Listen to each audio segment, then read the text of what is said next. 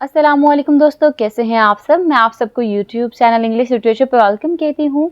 आज जो टॉपिक हम इस लेक्चर में कवर करने जा रहे हैं that is difference between puritan, Jacobean and Caroline age. इसके दरमियान में क्या डिफरेंस है हमने डिस्कस कर रहा है। तो बेसिकली जो ये तीनों एजेस हैं, ये तीनों डिफरेंट टाइम पीरियड हैं।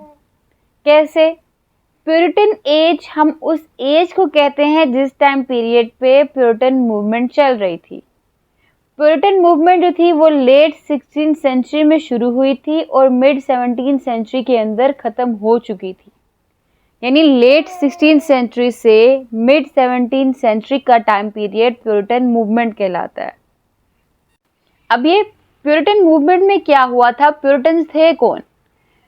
प्यूरिटन बेसिकली एक रिलीजियस ग्रुप था जो कि चर्च ऑफ इंग्लैंड को रिफॉर्म करना चाहते थे और वहाँ पे मोर pure and devote kind of worship जो है वो इंट्रोड्यूस करवाना चाहते थे। ठीक है, उसको इस्टेब्लिश करना चाहते थे।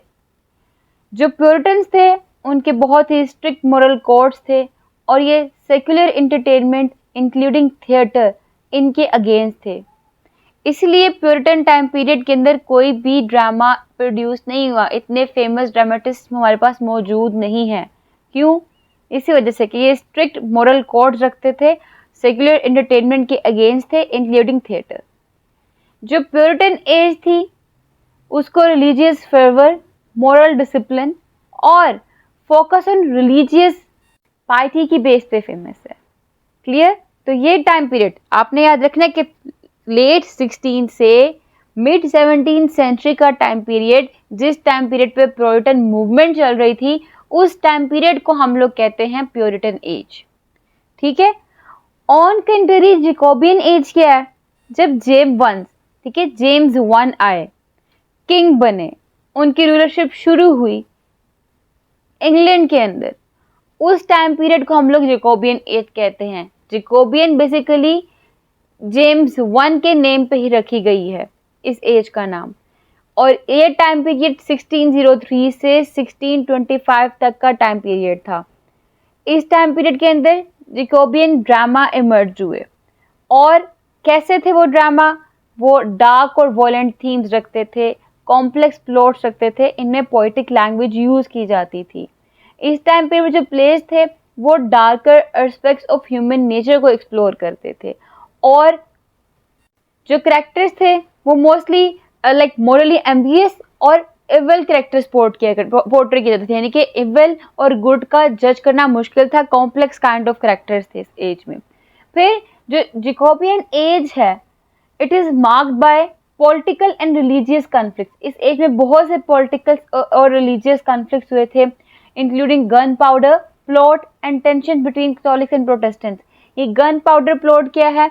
ये गन पाउडर प्लॉट बेसिकली 1605 5 नवंबर को एक प्लान किया गया, एक प्लॉटिंग की गई।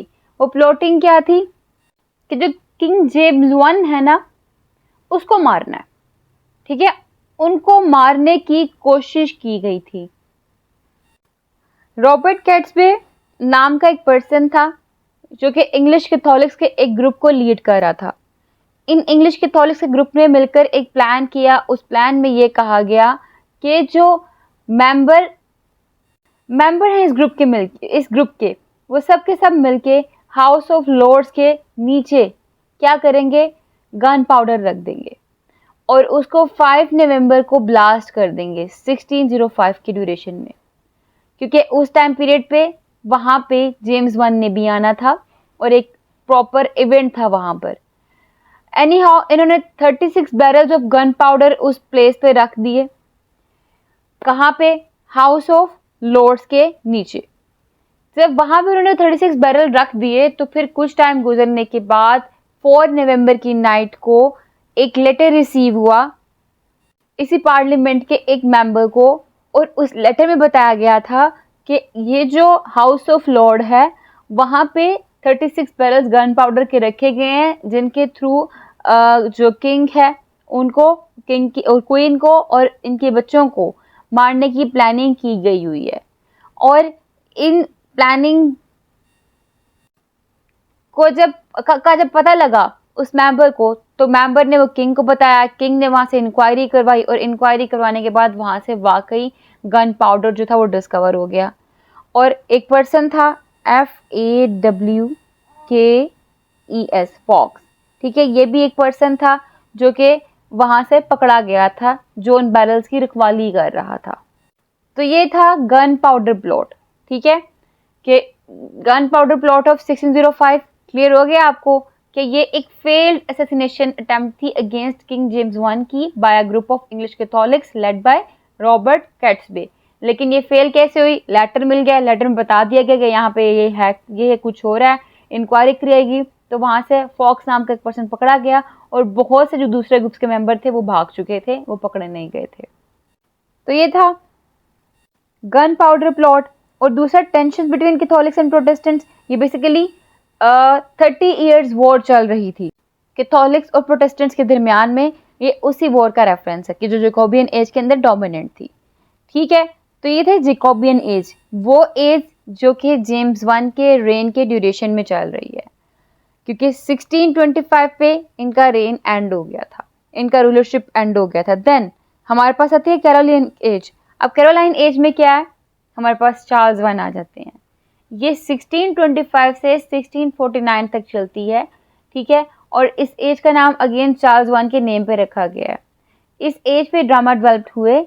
ड्रामा के अंदर जो कोर्टली लाइफ थी, मैनर्स थे और सोशल एंड पॉलिटिकल इश्यूज थे, उनके ऊपर फोकस किया गया था। जो प्लेस थे इस पीरियड के, उसमें विट, सटायर और मास्क नजर आते हैं। मास्क मतलब elaborate performances combining music, dance and drama, ठीक है। और ये जो एज है, इसमें कॉन्फ्लिक्ट चल रहे थे किंग और पार्लियामेंट के दरमियान में। और इसके बाद क्या हुआ, इंग्लिश सिविल वॉर शुरू हो गई। यानी कि इस टाइम पीरियड के अंदर हमारे पास ग्रुप बन गया था जो कि कुछ किंग को सपोर्ट कर रहे थे, कुछ पार्लियामेंटेरियन यानी कि पार्लियामेंट को सपोर्ट कर रहे थे। और जो किंग को सपोर्ट कर रहे थे उनके अंदर जॉन मिल्टन भी इंक्लूड थे।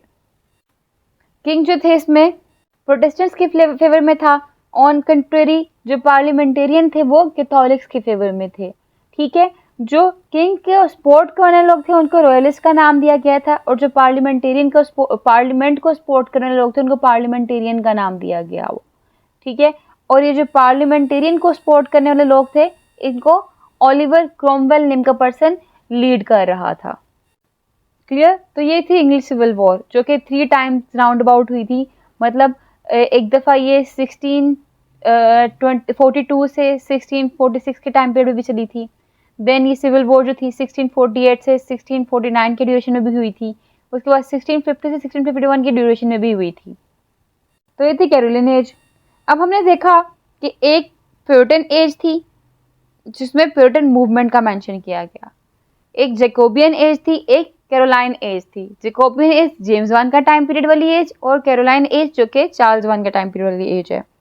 तो in summary the puritan age was characterized by religious fervor and moral discipline, while the Jacobean and Caroline age were marked by distinct styles of drama and political and religious conflicts. The Puritan age focused on religious piety, the Jacobean age explored dark themes, and the Caroline age delved into courtly life and social issues. तो ये हमारा जो था nutshell था, conclusion था इस lecture का। तो आई होप कि आपको जो आज का टॉपिक है which is difference between puritan age, Jacobean age and Caroline age वो क्लियर हो चुका होगा। नेक्स्ट वीडियो में हम लोग Jacobean and Caroline drama discuss करने वाले हैं। प्यूरिटन नहीं, क्यों? क्योंकि प्यूरिटन एज में ड्रामा हुए ही नहीं थे। क्यों? क्योंकि वो जो प्यूरिटन्स थे वो तो एंटरटेनमेंट के खिलाफ थे, इंक्लूडिंग थिएटर, इसीलिए प्यूरिटन एज में इतने ड्रामाज नहीं थे। और जैकोबियन एज और कैरोलाइन एज जो ये इनको इस एज में ड्रामास प्रोड्यूस हुए थे, किस किस्म के थे उसको हम लोग सेपरेट लेक्चर में डिस्कस करने वाले हैं। तो स्टे ट्यून्ड, दस दुआ में खास ख्याल रखिएगा, हमारे चैनल को सब्सक्राइब करना मत भूलिएगा। टेक केयर, अल्लाह हाफिज़।